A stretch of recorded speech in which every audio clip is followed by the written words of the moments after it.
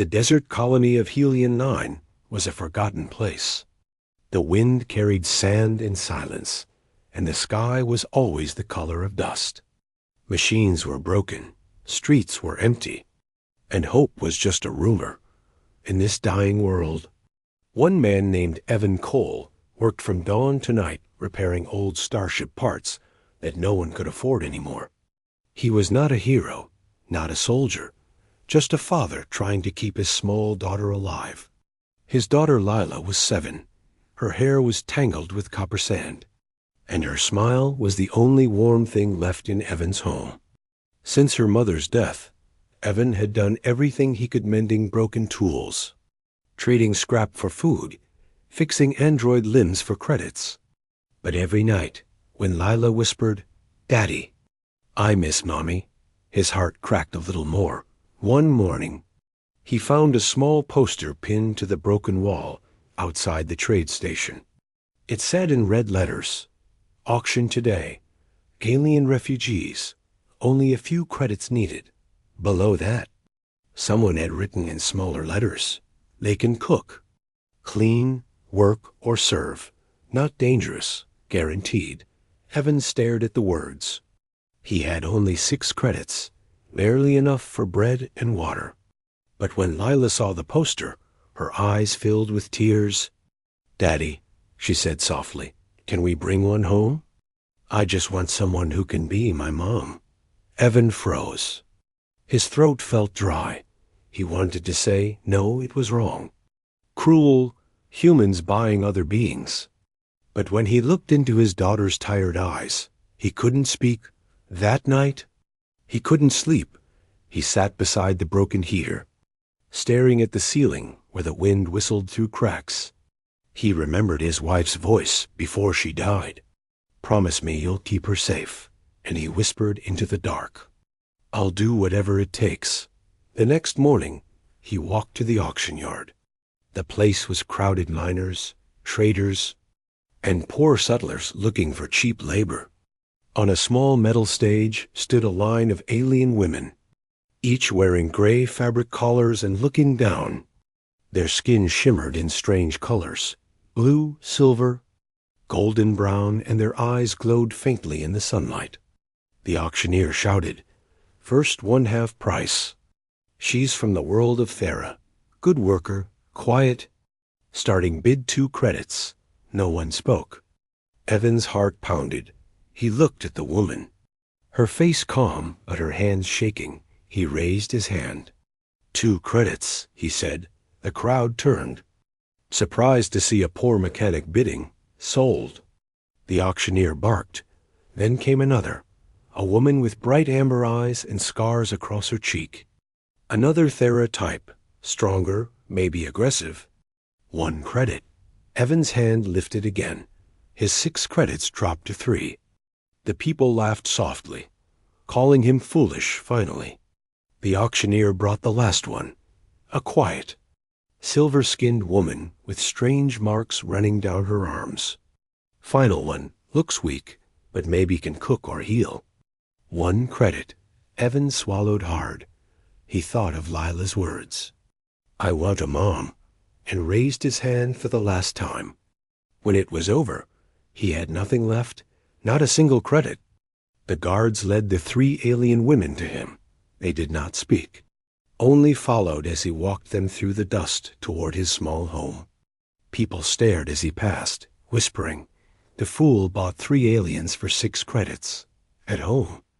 Lila ran out the door. Her eyes widened. She looked at the 3 women and smiled. "Hello," she said shyly. "I'm Lila, the tallest woman, the one with silver skin." Bent down and placed her glowing hand over her heart. "Rhea," she said slowly. "My name is Rhea." The second one spoke next. "Naira," her voice soft like wind. The last one hesitated, then whispered. "Sola." Lila clapped her hands. "They have pretty names, Daddy," she said. Evan smiled for the first time in months. But inside he was afraid. He didn't know what would happen next. He only knew he had done something no sane man would. That night, when the sun fell and the house was dark, Evan sat outside on the old step. He could hear the women moving inside. Whispering in a language he didn't know, Lila's laughter echoed. It sounded like light breaking through clouds. Evan looked at the stars, distant, cold, and endless. He wondered what kind of lives these women had before they were sold, what worlds they had lost, and why fate had brought them here, to a lonely human home bought for 6 credits. He felt guilt pressing on his chest, but then he heard Ria's calm voice from the doorway. "You didn't buy us," she said quietly. "You saved us." Evan turned to look at her. The silver glow of her skin reflected the moonlight. Her eyes were strange but kind. Inside, Lila had fallen asleep beside the other two, her small hand resting on Sola's arm, which shimmered faintly with light. Evan stood there, listening to the wind.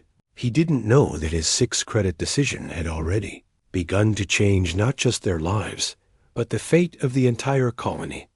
Some choices, even the smallest ones, echo through the stars. The first morning after the auction was quiet. The 3 alien women sat together in the small kitchen. Watching Lila eat her breakfast, Evan tried to act normal, but his hands trembled as he poured water into rusty cups. He could still feel the weight of people's stares from yesterday. Everyone in the colony knew. The poor mechanic who bought 3 alien wives for 6 credits, Ria, the silver-skinned one, was calm and silent. Her eyes followed every move, as if studying how humans behaved. Naira, the tall woman with amber eyes, stayed near the window, looking at the desert horizon as if she could still see her home. Sola, the youngest, sat near Lila, trying to copy how she ate. Using the spoon awkwardly, Lila giggled. "You can use your hands if you want," she said kindly. Sola smiled shyly, her teeth glowing faint blue in the light. Evan's heart softened. He had expected fear or anger, but what he saw was something else: curiosity. Days passed slowly. The aliens began to help around the house. Ria fixed the broken heater with a touch of her glowing hands. Naira carried heavy metal pieces from the yard, her strength far beyond human. Sola cleaned and sang strange songs that made Lila laugh. The house, once cold and empty, now felt alive, but at night strange things happened. Evan often woke up to whispers soft, melodic voices speaking in a language he couldn't understand. Sometimes, blue light shimmered under the door. Once, he saw Ria standing outside under the moon, her hands raised toward the sky, light flowing between her fingers like water.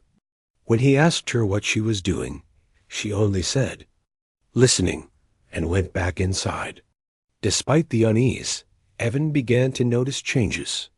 The air inside the house felt warmer. The broken circuits in the roof started working again. Even the plants outside seemed greener. The aliens brought life wherever they went. One evening, after a long day repairing engines, Evan came home to find a small fire burning in the hearth. Dinner was ready, and Leela was sitting between the 3 women, drawing pictures in the sand with a stick. "Look, Daddy," she said. "I drew all of us." Evan smiled. It was a circle of 5 figures, 1 man, 1 little girl, and 3 tall shapes with glowing lines. For a moment, he forgot about money, fear, and judgment. He saw something beautiful, a strange family, broken but whole. Later that night, he sat outside with Ria. The stars were brighter than usual. He asked her quietly, "You're not slaves, are you?" Ria looked at him for a long time, then said, "We were prisoners of war. Taken from our worlds, the humans said they would free us. But instead they sold us." Evan clenched his fists. "I didn't know." "I know," Ria said gently. "You bought us, but not for chains. You gave us a home." Inside the house, Naira was teaching Lila a new word in her language, Soria, meaning family. Sola laughed when Lila tried to say it, her voice echoing like a bell. But outside, Danger was already coming. The colony had rules, strict ones. No alien bonding, no emotional contact, no cross-species homes. Anyone caught breaking these laws could be punished or exiled, and Evan, without realizing it, had already broken all three. The next morning, a man from the colony council came by. His uniform was sharp, his eyes cold. He looked at the women and said, "These are property of the state, not your family." Mechanic, Evan stepped forward. "They're free now." "I paid for them," the man smirked. "You paid for their work, not their souls," and left with a warning that night. Rhea spoke to the others in their native tongue. The air around them glowed faintly. Lila peeked from her doorway, whispering, "What are you doing?" Sola smiled softly. "We're remembering home," she said. "Can I come?" Lila asked. Naira touched her forehead gently. "You already are." As the days turned into weeks, Evan noticed Lila growing stronger and healthier. Her cough was gone, her cheeks pink again. Rhea explained that their energy helped heal living things. It was part of their nature, but Evan didn't know that this energy was also a signal, a light that others could sense, far beyond Helion 9. In the cold orbit of a forgotten satellite, a scanner flickered to life. It detected the alien energy signature. It sent a silent message into space. Back at home, Evan tucked Lila into bed. She looked up at him sleepily. "Daddy, are they going to stay forever?" Evan hesitated. "I hope so," he whispered. Outside, Rhea, Naira, and Sola stood together under the stars. The wind carried their voices across the sand. And somewhere in that lonely desert, something ancient began to stir. The $6 decision that once seemed like an act of mercy had become something much larger. Evan had not just saved 3 alien women. He had awakened a secret that could change the fate of all life on Helion 9. Days turned into weeks, and the small home on Helion 9 began to change. The air inside shimmered faintly at night. Tools repaired themselves, and lights that had not worked in years began to glow again. Evan didn't understand how, but everything around him felt alive. He thought it was luck, maybe the aliens' strange energy, or maybe hope returning at last one morning. Layla ran into the workshop holding a glowing flower. It was growing from a crack in the dusty floor. "Look, Daddy," she said. Rhea made it bloom. Evan looked at the flower. It pulsed softly with blue light, just like the women's skin. "It's beautiful," he whispered. But inside, he felt uneasy. That same day, a transport ship landed near the colony. Out stepped a tall man in a gray uniform, with silver badges that marked him as an inspector from the Galactic Authority. He came with scanners and guards, searching homes for unregistered alien life. When he arrived at Evan's house, Rhea, Naira, and Sola hid quickly. The inspector scanned the front room, the walls, and then looked at Evan. "You've had energy surges here," he said coldly. "Unauthorized alien signatures." "That's a serious violation." Evan's heart raced. I just fix machines," he lied, but the scanner began to hum. A blue wave rolled through the house, and suddenly Rhea appeared. Her body surrounded by light, the inspector froze. Staring at her, Theron type. "Impossible," he whispered. He scanned again, and numbers flickered on his screen. "Genetic class X47. I thought all of you were destroyed." Rhea stood still, her voice calm. "We survived." Naira and Sola stepped beside her, their eyes glowing faintly. The inspector backed away. "You have no idea what they are," he said. "They were part of an experiment made to control biological energy. They could rebuild or destroy entire ecosystems." Evan's hands shook. "They heal. They help my daughter." "They're not dangerous," the inspector sneered. "You think so?" "The moment they connect with human life, It changes both species. It rewrites biology. Evan didn't understand, but he saw fear in the man's eyes. You'll report this? He asked quietly. The inspector nodded. I already have, and turned and left, the dust rising behind his boots. After he was gone, Rhea looked at Evan with sadness. We never meant to bring trouble, she said. Evan sighed. You didn't. The world brought it here. That night, when Lila fell asleep, the women gathered in the center of the room. They placed their hands together, light pulsing between them like a heartbeat. Evan watched silently from the shadows. Their voices were soft and harmonic. Echoing through the walls, the ground vibrated gently, and the air smelled like rain. Rhea whispered something to Sola, and Sola walked toward Lila's bed. She placed a hand on the child's chest. Her glow spread over the girl. Gentle and warm, Lila breathed deeply, then smiled in her sleep. Evan stepped forward, shocked. What are you doing? Rhea turned slowly. Healing, she said. Her lungs were failing. She would have died soon. We fixed her. Evan felt tears in his eyes. You? Saved her? Naira smiled faintly. As she saved us. But outside, danger moved closer. The Galactic Authority had already sent a signal to orbit. A drone hovered miles away, recording everything by morning. Lila woke full of energy. She ran outside, laughing, her skin faintly glowing like Rhea's. Daddy, look, she shouted. I can feel the wind talking. Evan froze. The wind? Rhea's face turned pale silver. She's linked now, she said softly. She carries our energy. What does that mean? Evan asked, his voice shaking. It means she is part of us, Rhea whispered, and that the Authority will never let her live. Evan felt his stomach twist. Then we'll run, he said. We'll hide. Naira shook her head. There's no place to hide from the stars. That night, they packed what little they had.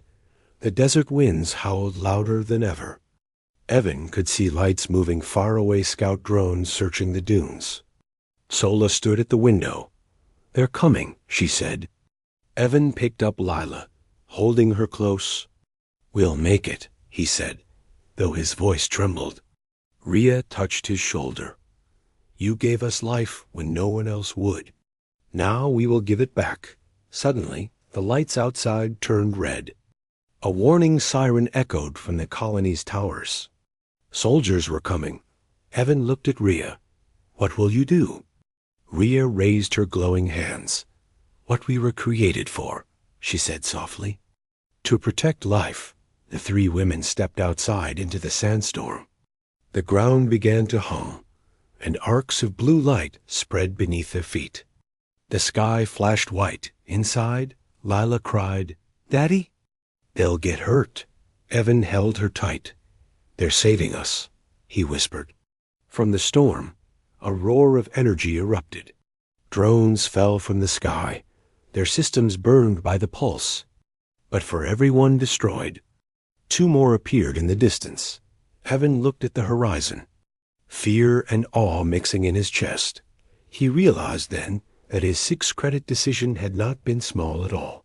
It had awakened powers older than human science. Powers born from broken stars and dying worlds. And now, those powers were awake again. The night sky over Helion 9 burned red. Drones buzzed like angry insects above the desert, searching for heat signs, and the sound of engines shook the air.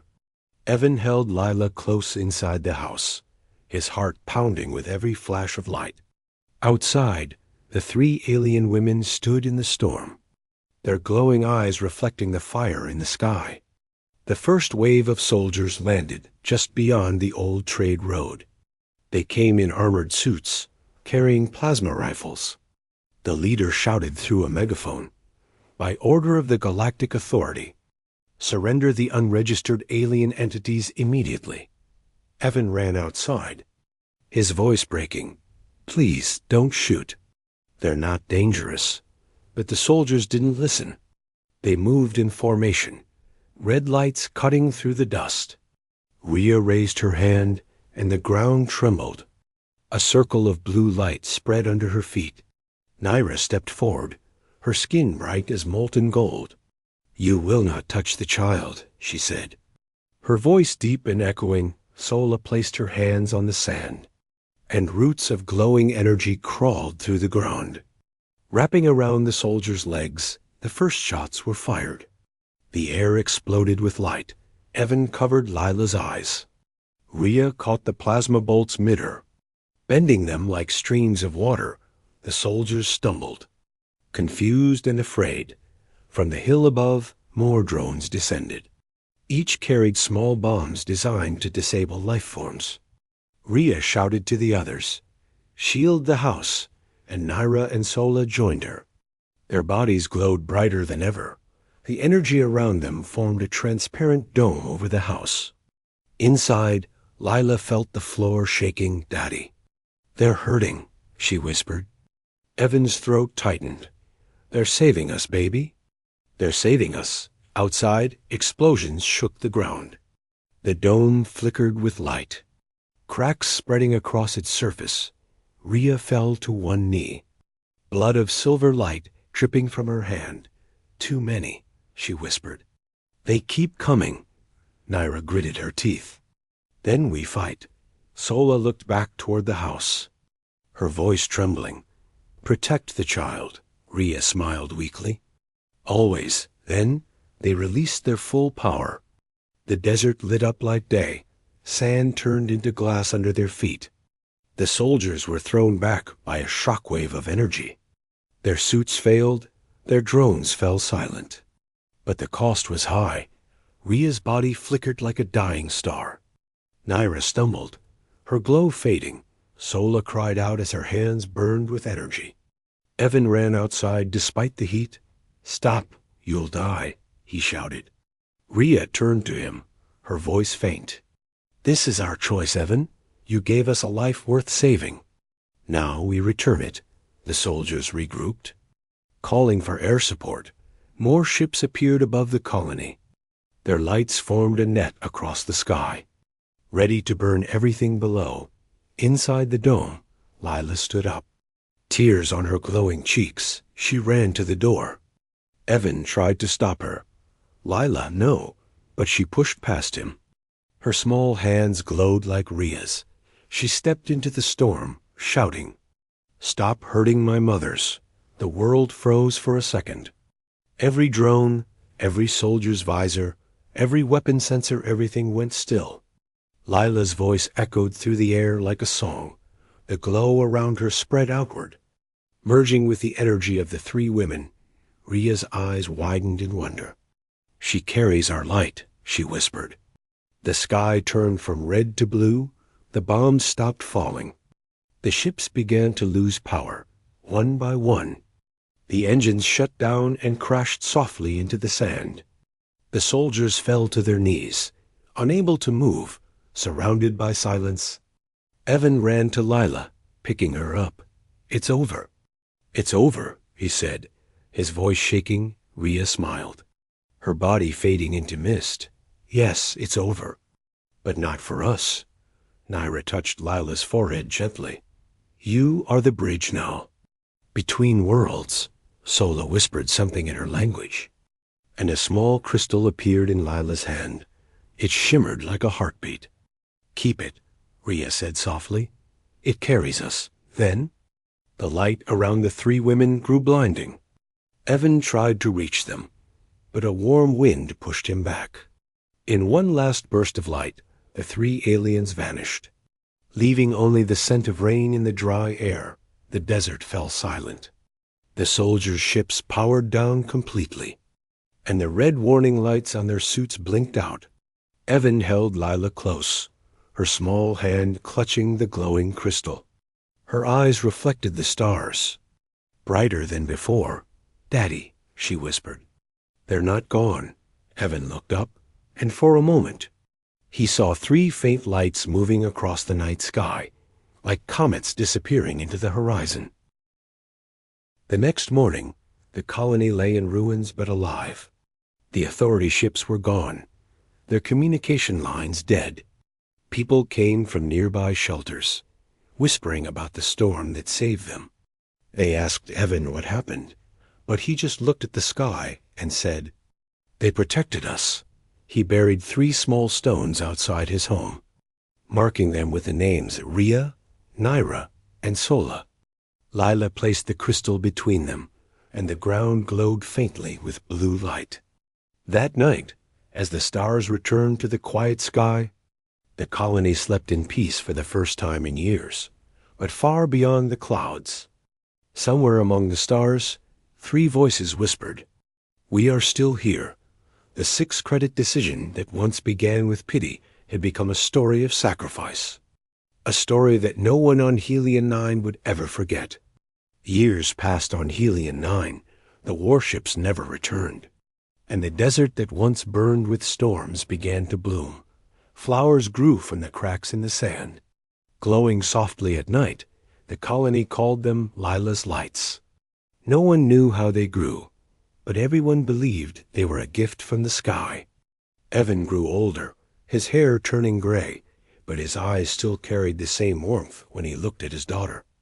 Lila had changed. She was no longer the weak little girl who coughed at night. She had grown into a strong young woman with gentle power in her hands. Wherever she walked, plants followed, machines started working again. And people smiled without knowing why. Every day she visited the 3 graves behind their home, marked only by stones and a crystal that never stopped glowing. She would sit there for hours, speaking softly as if someone listened. "I miss you," she would say, "but I feel you here." And sometimes the wind would hum like a lullaby. Carrying a faint light that circled around her hair, Evan often watched her from the porch. Proud but still haunted, he remembered that day the raid, the light, the sacrifice. He knew their power had not died. It lived through his daughter, through the land, through every heartbeat of Helion 9. One morning, a convoy of new settlers arrived. Strangers from far systems. They came to rebuild what the old world had lost. Their leader, a young scientist named Dr. Arlen, approached Evan. "Are you the one they call the Mechanic of Miracles?" he asked. Evan laughed quietly. "I'm just a man who once made a 6-credit mistake." Dr. Arlen smiled. "Then that mistake saved a world." He pointed toward the glowing plants.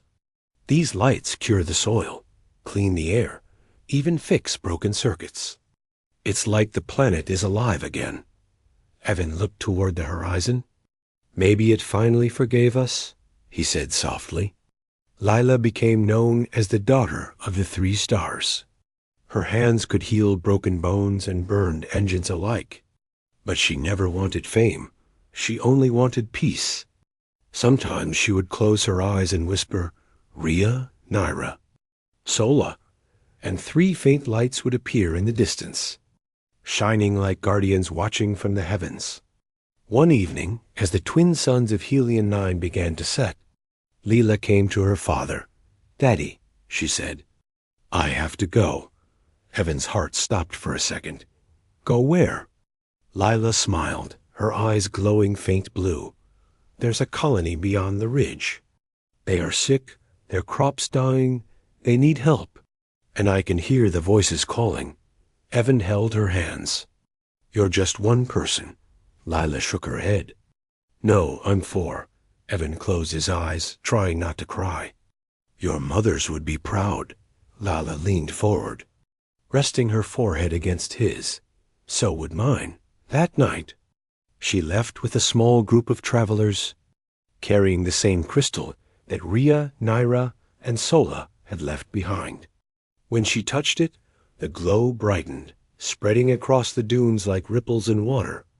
The desert lit up, and people came out of their homes to watch. Their voices whispered, "The light of the stars walks among us." Evan watched her silhouette disappear beyond the hills. His chest ached, but his heart felt peaceful. He whispered into the wind, "Go, my girl.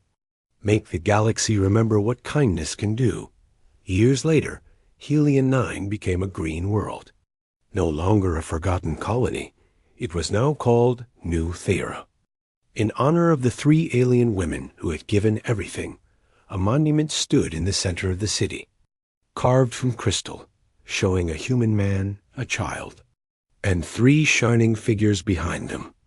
The inscription read, "Freedom isn't bought. It's shared." Evan passed away quietly one morning, sitting under the same tree where he once fixed broken engines. Leela returned to bury him beside the 3 graves.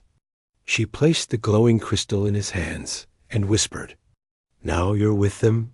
The wind rose gently, and 4 streams of light circled above before vanishing into the sunrise.